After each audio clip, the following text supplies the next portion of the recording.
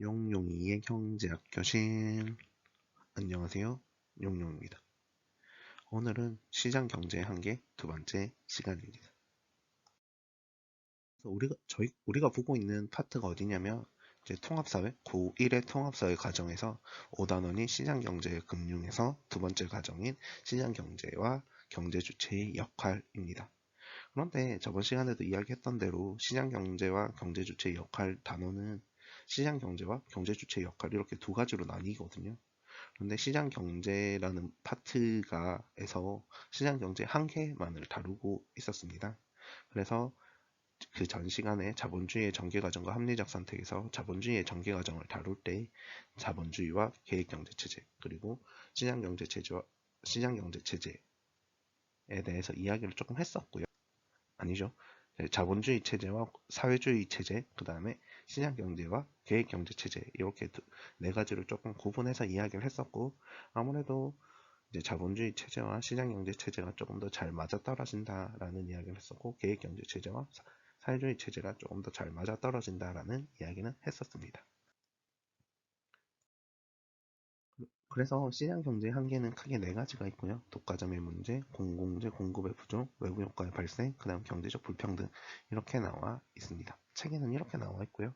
아, 우리가 저번 시간에 봤던 건 독과점의 문제와 공공재, 공급 부족을 봤었고요. 여기에 더불어서 외부 효과의 발생까지 더하면 시장 경제 체제 내에서 이제 가격에 의해서 경제가 경제가 운영되잖아요. 그런데 이 세 가지는 가격에 의해서 이제 수요와 공급이 정해져야 되는데 초과 생산이 되거나 혹은 조금 더 많이 생산되거나 사회적 최적보다 너무 적게 생산되는 문제가 있다라는 이야기를 하는 거고요. 경제적 불평등 같은 경우에는 이제 체제 자체의 문제다라고 보는 경향이 조금 있는 것 같습니다. 그러면 하나씩 알아보도록 하겠습니다. 우선 외부 효과의 발생입니다. 이 외부 효과라는 게 뭐냐면 경제 주체가 경제 활동을 하는 상황 속에서 다른 사람에게 의도하지 않게 경제적 이익이나 손해를 주는 거를 말하는데요. 근데 이때 이제 그 경제적 이득이나 손해를 보는 사람이 대가를 지불하지 않는 경우를 우리는 외부 효과다라고 이야기를 하고 있습니다. 그리고 외부 효과는 다시 두 가지로 나뉘는데요. 하나는 외부 경제고요. 하나는 외부 불경제입니다. 외부 경제라는 것은 이제 어떤 타인이 어떤 경제 주체가 경제 활동을 하는데 내가 경제적인 이익을 봤다면 이건 외부 경제가 될 거고요. 내가 만약에 경제적인 손해를 봤다면 이것은 외부 불경제가 됩니다. 그래서 보면 이제 우리가 책에서는 교과서에는 주로 어떤 내용들을 다루냐면 외부 경제는 예시가 그런 것들이 있어요. 뭐 양봉업자와 뭐 가수원의 이야기를 많이 하거든요. 그래서 가수원 옆에서 양봉업을 하면 이제 벌들이 가수원에 가서 꿀을 가져오잖아요. 그렇기 때문에 양봉업자는 이득이다라는 이야기를 하고 있고요. 또 가수원업자의 입장에서도 보면 그 벌들이 와서 꽃들을 잘 맺게 해주잖아요. 그래서 과일이 잘 열리게 만들어 주잖아요. 그렇기 때문에 가수원업자도 이득이다. 그래서 서로가 이득을 보고 있는데 서로 거래를 하고 있지 않다라는 이야기를 해요. 그래서 이건 외부 경제의 대표적인 예시다라고 이야기를 하는데요. 이게 대학 가서 제가 들은 이야기인데요. 뭐 교수님께서 외부 경제에 대해서 이야기를 하는 과정에서 이제 해주셨던 이야기인데 요즘은 가수원 업자들이 양봉업자들한테 돈을 준다고 해요. 돈을 줘서 우리 가수원 옆에 와서 양봉업을 하세요라는 이야기를 한다고 합니다. 그렇다면 이게 이제 외부 경제의 문제 대표적인 예시였지만 이게 점점 외부 경제가 아니게 되고 있다라는 이야기는 들었습니다. 그리고 그 외에도 뭐 이제 집에 정원을 예쁘게 꾸며놨을 때 지나가는 사람들이 그걸 보고 기분이 좋아질 수 있잖아요. 그러면 그 지나가는 사람의 효용은 증가하는 거잖아요. 그랬을 때 그 사람이 그 집주인에게 돈을 주진 않거든요. 그것도 대표적인 이제 외부 경제가 될 수 있고요. 외부 불경제 이야기로는 뭐 다양한 것들이 있는데 뭐 공장에서 오염 물질을 배출하는 경우가 제일 대표적인 사례라고 할 수 있습니다. 그래서 공장에서 오염 물질을 배출하잖아요. 요즘은 이제 그걸 제재를 하고 있기 때문에 이게 외부 불경제가 아닌 거 아니야 라고 이야기할 수 있지만, 거기에 대해서 피해를 받고 있는 사람들은 이제 경제적인 보상을 받고 있지는 않잖아요. 그렇기 때문에 이것은 외부 불경제다라고 이야기를 할 수 있습니다. 그럼 다시 우리가 앞으로 돌아가서 시장 경제의 한계를 이야기를 하고 있잖아요. 그래서 시장 경제의 한계에서는 외부 효과의 발생 자체를 시장 경제의 한계로 두고 있거든요. 근데 외부 경제 자체만 들어보면 이게 시장 경제의 한계가 아니라 시장 경제의 긍정적인 측면이 아닌가라고 생각할 수 있는데요. 이제 책에서는 시장 경제의 한계로 외부 경제와 외부 불경제 모두를 다루고 있습니다. 그 이유가 뭐냐면요. 이제 외부 경제가 발생하는 경우는 사회적 최적보다 조금 더 적은 양이 생산되고 있어요. 그리고 외부 불경제가 발생하는 경우는 사회적 최적보다 더 많은 양이 생산되고 있습니다. 그렇기 때문에 우리는 외부 경제와 외부 불경제 모두를 시장 경제의 한계라고 보고 있고요. 그렇기 때문에 외부 효과의 발생 자체를 시장 경제의 한계라고 보고 있습니다. 그래서 외부 경제도 앞에서 봤던 것과 마찬가지로 독과점의 문제나 공공재 공급 부족 문제처럼 우리가 원하는 사회적 최저보다는 조금 더 적은 양이 생산되고 있는 모습을 보이고 있고요.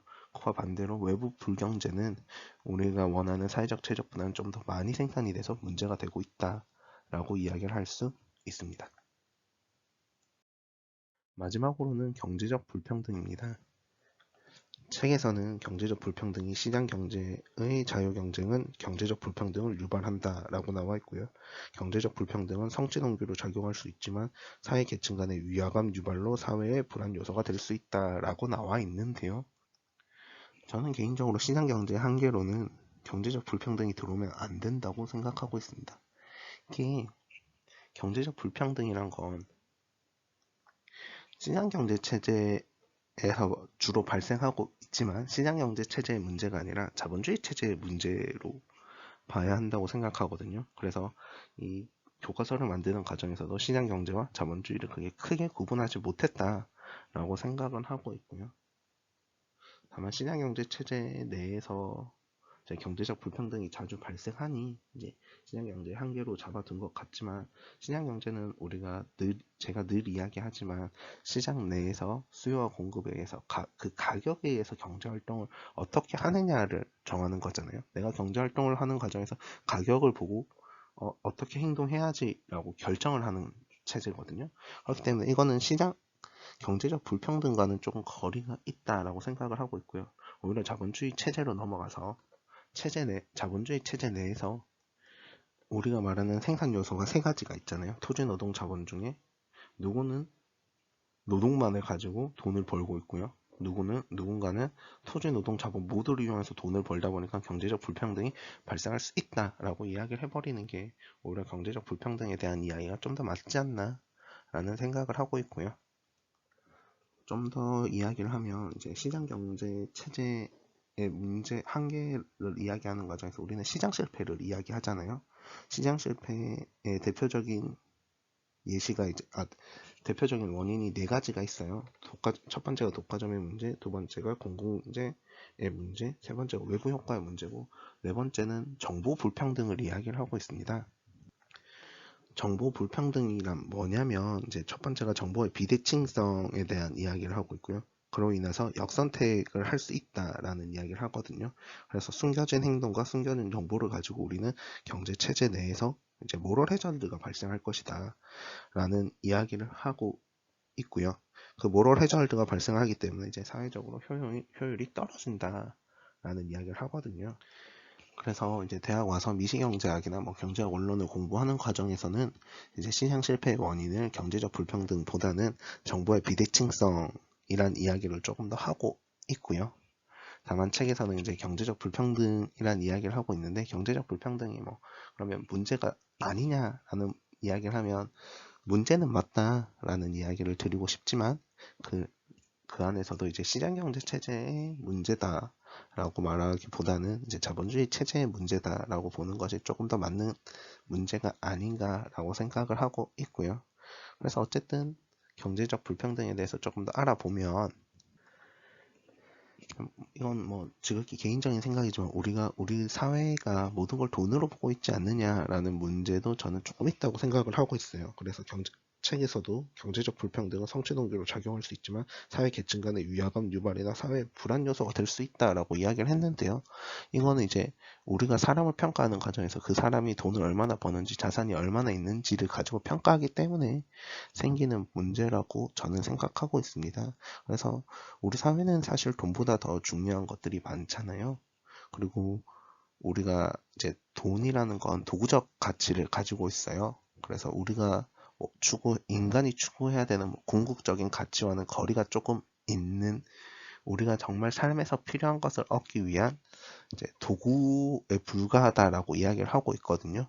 그럼에도 불구하고 우리는 이 돈을 가지고 사람을 평가하고 있잖아요. 그렇기 때문에 경제적 불평등이 좀 더 점점 큰 문제가 되는 것이 아닌가 라고 생각을 하고 있고요. 이것은 체제 내에서 당연히 발생할 수밖에 없는 문제라고 생각하고 있고요. 이걸 줄이기 위해서도, 경제적 불평등을 줄이기 위해서도 우리는 고민해야 되는 부분이 있지만, 우리 사회가 너무 모든 것을 돈으로 평가하는 것이 저는 좀 더 변화해야 되는 것이 아닌가라고 생각하고 있습니다.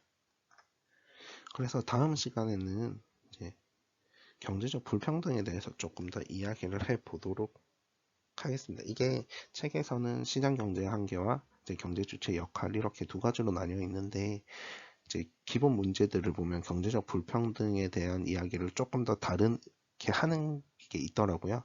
그래서 그 부분에 대해서 조금 다뤄보면서 대학 때 배웠던 내용들을 조금 더 가져와서 이제 좀 더 심도 있게 경제적 불평등에 대해서 한번 알아보도록 하겠습니다. 질문 있으시면 댓글로 남겨주시고요. 구독과 좋아요는 필수입니다.